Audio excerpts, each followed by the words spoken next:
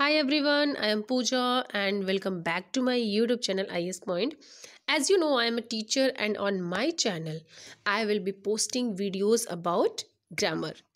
Yeah, of course, everyone knows about it. So be sure to subscribe for new content and comment below to introduce yourself. आज morning से ही hope कि आप सबकी दिन बहुत अच्छा बीता होगा और आपकी स्टडी भी बहुत अच्छे से चल रही होगी। तो चलिए हमारा क्लास का टाइम होता है और हम स्टार्ट करते हैं। So today we are going to discuss about preposition या ऑफ कोर्स प्रीपोजिशन। अब आप बोलेंगे प्रीपोजिशन तो हम लोग कल भी पढ़े थे, तो आज हम ये प्रीपोजिशन दोबारा क्यों पढ़ने वाले हैं? एक्चुअली मैंने कल ही आपको बताया था कि प्रीपोजिशन जो होते हैं वो बहुत बड़ा है। अगर हम इसका पार्ट देखें तो कभी कभी क्या होता है कि एक्चुअल में जो बहुत ही ग्रामर के ज्ञाता होते हैं उनको भी ये प्रीपोजिशन में कन्फ्यूज़न हो जाता है। तो प्रीपोजिशन जो होते हैं वो बहुत बड़ा है। तो चलो हम इसके बारे में कुछ और चीज़ें देख लेते हैं। बट एक चीज़ और मैं बोलना चाहूँगी कि जो कल की वीडियो नहीं देखे हैं या कल की क्लास नहीं लिए हैं, प्लीज़ आप वो वीडियो इसको वॉच करने से पहले देख लीजिएगा। बिकॉज अगर आप वो वीडियोस नहीं देखोगे तो ये वीडियोस आपको थोड़ा कम समझ में आएगा। और क्या होता है ना कि अक्सर जब हमें समझ में नहीं आता तो हमें पढ़ने का भी मन नहीं करता। सो प्लीज़ आप हमारे यूट्यूब चैनल पे जा करके उस वीडियो को देख लीजिए ताकि आपको और भी अच्छे से समझ में आए। तो चलिए स्टार्ट करते हैं और देखते हैं कि हम प्रीपोजिशन में आगे क्या पढ़ने वाले हैं। कल जैसे मैंने आपको बताया था कि प्रीपोजिशन क्या होता है। प्रीपोजिशन दो वर्ड से मिलकर बना होता है, प्री और पोजिशन। प्री मतलब होता है पहला और पोजिशन मतलब होता है जगह। तो प्रीपोजिशन का क्या यूज होता है कि ये हमारे नाउन या प्रोनाउन के पहले रखे जाते हैं। सो प्रीपोजिशन किसी नाउन, प्रोनाउन या फिर सेंटेंस के, या फिर नहीं बोल सकती, और सेंटेंस के दूसरे वर्ड और वर्ड्स के बीच क्या करता है, रिलेशन जाहिर करता है, संबंध जाहिर करता है। इसका काम है क्या होता है, रिलेशन। यानी जो हमारा प्रीपोजिशन होता है वो किसी नाउन, प्रोनाउन और सेंटेंस के दूसरे वर्ड्स के बीच संबंध जाहिर करता है, यानी उसके बीच में रिलेशन बताता है। कल मैंने आपको कुछ एग्जांपल्स बताए थे अपने यूट्यूब के चैनल वो वीडियोस में और वीडियो में, और आपको कुछ एग्जाम्पल भी मैंने उसमें बताया था कि किसके साथ हम प्रीपोजिशन यूज़ नहीं करते, जो कि हमें लगता है कि वो सेंटेंस सही होता है बट एक्चुअल में वो सेंटेंस सही नहीं रहता।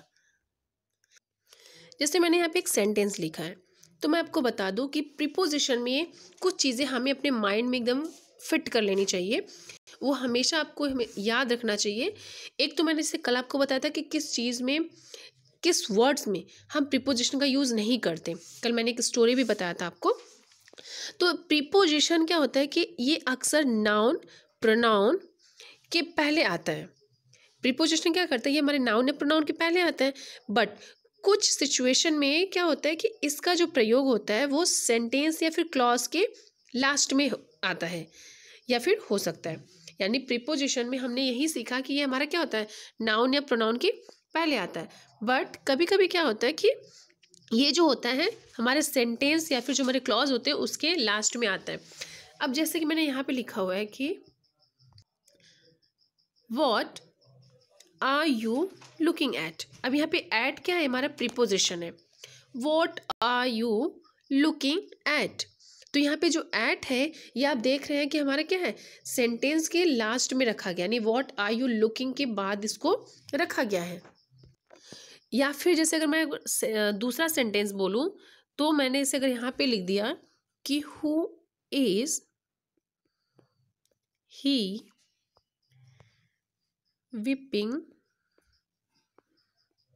फॉर, यानी who is he weeping for. अब यहाँ पे जो आप फॉर देख रहे हैं, ये फॉर हमारा क्या है, ये हमारा सेंटेंस के लास्ट में लगा है। या फिर मुझे पता है, I know the house he lives in, मुझे पता है कि वह कहाँ रहता है, या फिर उसे पता है कि वो कहाँ रहता है। She knows the house where she lives in, तो यहाँ पे जो इन रहेगा, ये इन जो रहेगा वो हमारा क्या रहेगा, वो हमारा सेंटेंस के सबसे लास्ट में लगा है, यानी वो हमारा प्रीपोजिशन जो होता है वो सबसे लास्ट में लगा है। तो कुछ ऐसे सिचुएशंस होते हैं जिसके सेंटेंस में हमारा प्रीपोजिशन आता है। पॉइंट नंबर 2, अगर हम पॉइंट नंबर 2 की बात करें तो इसमें क्या होता है कि एक ही वर्ड के प्रयोग के हिसाब से किसी भी सेंटेंस में प्रीपोजिशन हो सकता है, यानी एक ही वर्ड प्रयोग के हिसाब से किसी सेंटेंस में प्रीपोजिशन हो सकते हैं, या फिर दूसरे सेंटेंस में, अदर सेंटेंस में वो हमारा पार्ट ऑफ स्पीच हो सकता है। अब आप बोलेंगे मुझे समझ में नहीं आया, तो चलिए मैं आपको जब एग्जाम्पल बताऊंगी तब आपको ज़्यादा अच्छे से समझ में आएगा। अब जैसे मैं यहाँ पे 2 एग्जाम्पल लिख रही हूँ, एक वो she is in the class, एक तो मैंने लिखा कि she is in the class, और मैंने लिखा यहाँ पे मे आई कम इन। अब यहाँ पे देख रहे हैं, यहाँ पे भी इन लगा है और यहाँ पे भी इन लगा है, बट एक इन का मतलब हो गया प्रीपोजिशन और एक इन का मतलब हो गया एडवर्ब। यानी यही मैं बोली हूँ कि एक वर्ड, एक ही वर्ड आया, जैसे इन पहले में भी है, दूसरे में भी इन है, ये हमारा एक ही वर्ड है। प्रयोग के हिसाब से किसी सेंटेंस में प्रीपोजिशन हो सकता है ये कहीं हमारा प्रीपोजिशन हो या फिर कहीं एडवर्ब हो। अब इसको हमें फाइंड आउट करना बहुत ज़रूरी होता है। ऐसे सिचुएशन में हमें ये समझना है कि ये जो वर्ड है ये हमारा प्रीपोजिशन है या नहीं, या फिर कहीं ऐसा तो नहीं कि जिसको हम प्रीपोजिशन समझ रहे हैं ये हमारा एडवर्ब है। तो इसके लिए हमें क्या करना चाहिए, हमें ये याद रखना चाहिए कि प्रीपोजिशन किसी भी नाउन या प्रोनाउन और वाक्य के जो हमारा सेंटेंस होता है उसके दूसरे वर्ड या वर्ड्स के बीच में संबंध जाहिर करता है कि नहीं करता है। इनका मैंने जैसे आपको यूज़ बताया था कि इन हमेशा प्रीपोजिशन क्या करता है, वो हमारा संबंध जाहिर करता है। तो इसमें हमें कैसे पहचान पाएंगे कि ये हमारा प्रीपोजिशन है या एडवर्ब है। तो ऐसा सिचुएशन जब आप आए तो हमेशा ये याद रखें कि प्रीपोजिशन क्या करता है, ये संबंध बताता है, दूसरे वर्ड से रिलेशन को जाहिर करता है, और यहाँ पे जो ये इन यूज़ हुआ है ये हमारा संबंध जाहिर कर रहा है या नहीं कर रहा है, कहीं ये पार्ट्स ऑफ स्पीच तो नहीं है। अब जैसे मैंने लिखा हुआ है यहाँ पे she is in the class, अब यहाँ पे देख रहे हो वो कहाँ है, वह क्लास में है, तो यहाँ पे क्लास में है, यानी ये क्या कर रहा है, संबंध बता रहा है, रिलेशन बता रहा है। बट वही अगर मे आई कम इन, तो यहाँ पे इन जो है ये हमारा क्या होगा, ये हमारा एडवर्ब होगा। ये जो हमारा इन है ये हमारा एडवर्ब है। तो पार्ट्स ऑफ स्पीच जो होता है वो हमारा रिलेशन नहीं बताता, हमारा रिलेशन कौन बताता है, प्रीपोजिशन बताता है। तो ये आपको हमेशा याद रखना चाहिए। या फिर अगर मैं आपको दूसरा सेंटेंस बोलूँ, जैसे मैंने लिखा, हम लोग अक्सर बोलते हैं ना कि यार मैंने तो इसे कभी देखा ही नहीं है, मैंने इसे पहले कभी नहीं देखा, या फिर उसने कभी इसको देखा ही नहीं। जैसे मैंने बोला कि शी हैज़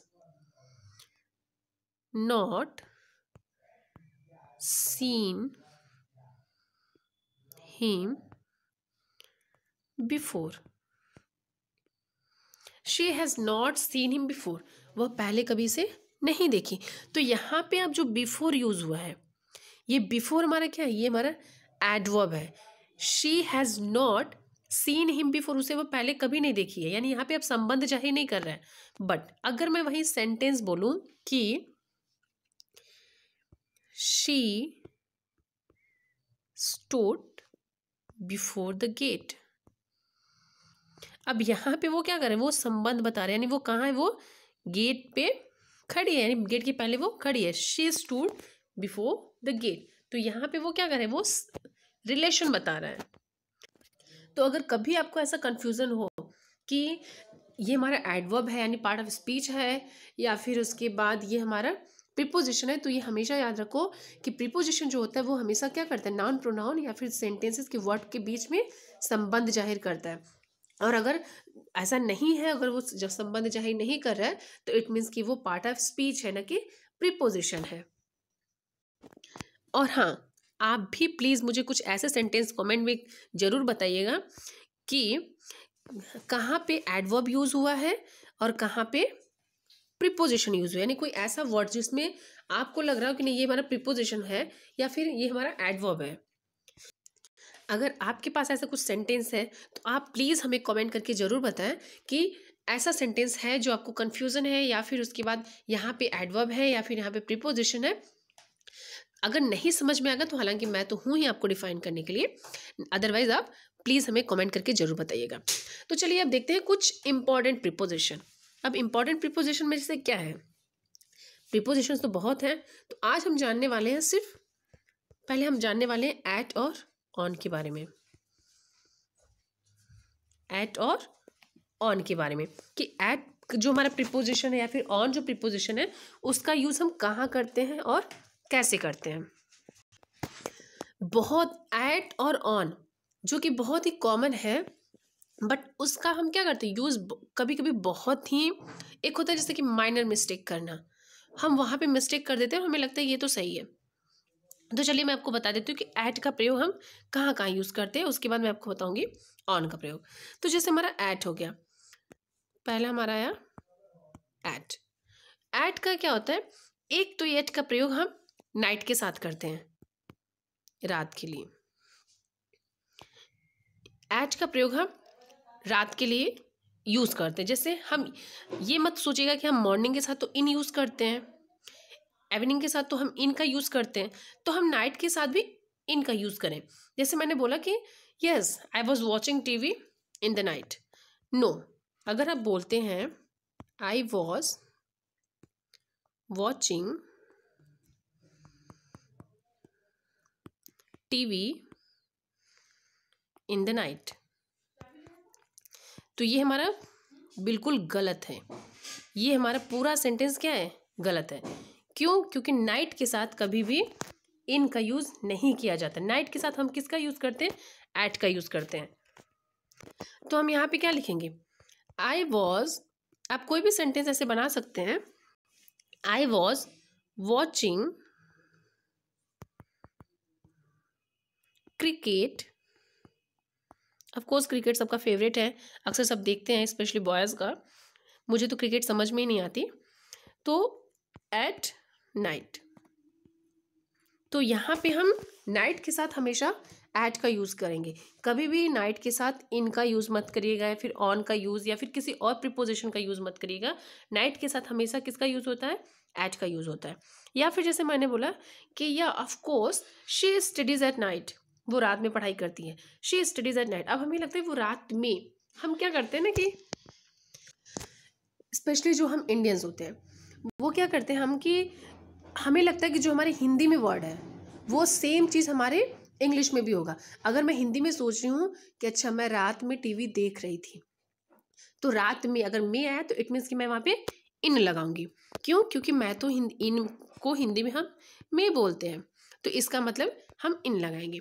ऐसा नहीं है, स्पोकन में क्या होता है या फिर ग्रामर में यही होता है, इंग्लिश और हिंदी में यही होता है कि हिंदी में एक ही चीज़ को हम बहुत तरीके से प्रेजेंट कर सकते हैं, इंग्लिश में भी हम बहुत सारी तरीके से प्रेजेंट करते हैं।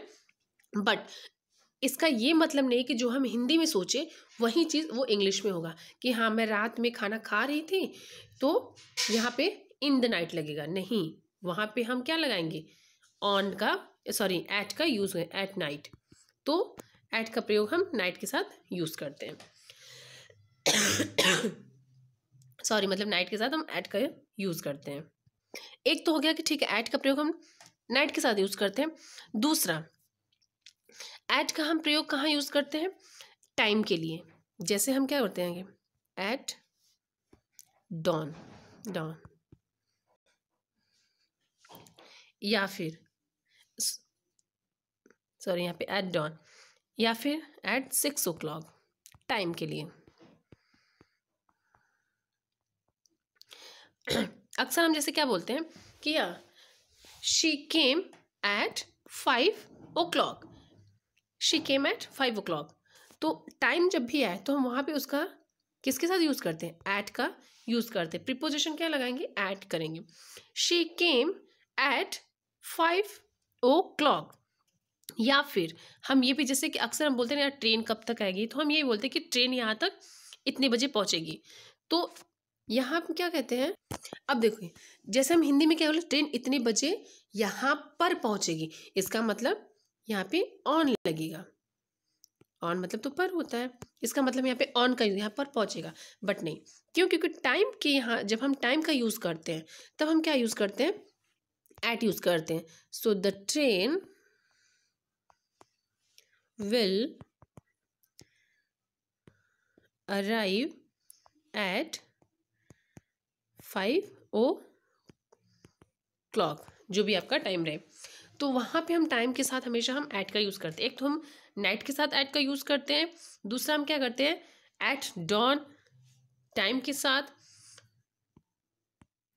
यूज़ करते हैं। बट एट का और भी यूज़ होता है, वो कहाँ कहाँ होता है वो भी आपको बताती हूँ मैं। अक्सर हम क्या करते हैं, जैसे हम लोग फेस्टिवल में क्या लगाते हैं, ऑन का यूज़ करते हैं।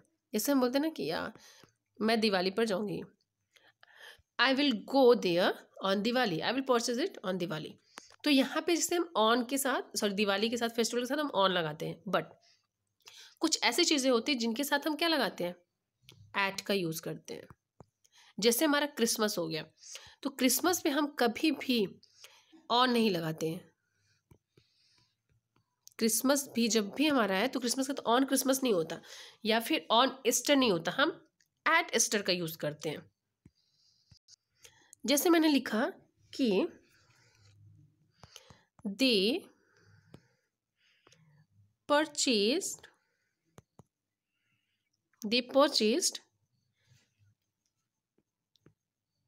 दिस बस एट क्रिसमस, यानी दे परचेज्ड दिस बस एट क्रिसमस।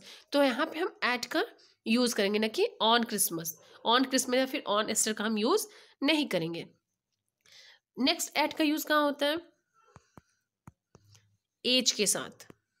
अब बोलेंगे एज के साथ, ये कैसे जी, जब हमारा उम्र की बात हो, जब भी हमारे उम्र की बात हो तो हम क्या करते हैं, एट यूज़ करते हैं। At the age of 15, at the age of 19, at 16।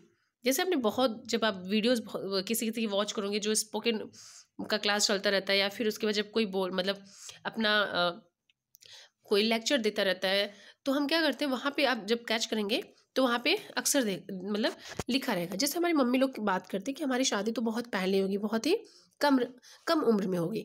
तो हमने क्या मतलब हम लोग अगर बोलते हैं अपने फ्रेंड्स सर्कल में किसी से बताते हो, क्या बोलते हैं, माई मॉम गॉट मैरिड एट 15, जो भी आपका रहे, एट 15, 14, 13, जो भी। So my mom got married at 14, कि मेरी मम्मी की शादी जब 14 साल की थी तभी हो गई। तो यहाँ पे जब हम एज की बात करें तब हम क्या यूज़ करते हैं, एट का यूज़ करते हैं। ये नहीं कि in the age of 16, in the age of 14, ऐसा नहीं, हम at the age of use करते हैं। या फिर जैसे बहुत ही कम उम्र में, यार वो तो बस 15 साल का है, तुरंत नौकरी बन गया, अरे अभी तो वो 22-23 साल का ही है, मुश्किल से वो 23 साल का होगा, देखो IAS बन गया। तो यहाँ पे जैसे अगर मैं बोली ठीक है कि वो बहुत कम उम्र में IAS बन गया, तो हम क्या बोलते हैं कि एट द एज ऑफ, जो भी आपका 21, 20, जो भी 20, he became an IAS officer. तो वहाँ पे जब भी हम एज की बात करें तो ये हमेशा याद रखें, एज के साथ हम एट का यूज़ करते हैं। एट का यूज़ हम और कहाँ करते हैं, एट का यूज़ हम किसी भी स्थिर अवस्था के लिए करते हैं। जैसे हम लोग बोलते हैं ना कि वे आर यू, तो हम लोग बोलते हैं आई एम एट होम। हम ये नहीं बोलते कि आई एम इन होम। अगर आप ये बोलते हैं कि आई एम इन होम, किसी के रिस्पॉन्स में अगर कोई पूछा कि आप कहाँ हैं और हम घर पे रहते हैं, तो मैंने कहा आई एम इन होम, नहीं। या फिर जैसे उसके बाद तुम कहाँ हो, मैं स्कूल में हूँ, I am in school, I am in the school, या फिर कुछ भी, I am in the gate, नहीं। हम हमेशा क्या यूज़ करते हैं, ये हमारा सेंटेंस गलत है, हम यूज़ करते हैं I am at my home, I am at my home. या फिर होम भी आप स्पोकन में बहुत कम यूज़ करते हैं, हम प्लेस अक्सर यूज़ कर देते हैं होम की जगह पे। I am at my place, यानी मैं अपने घर पे हूँ, और कहाँ रहूँगी।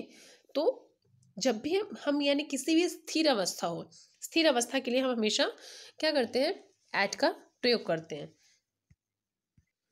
और वही चीज़ इनका यूज़ कहाँ होगा, इनका यूज़ जब वो कोई गतिशील में हो, यानी कोई गति करे, कोई मूवमेंट हो रहा हो।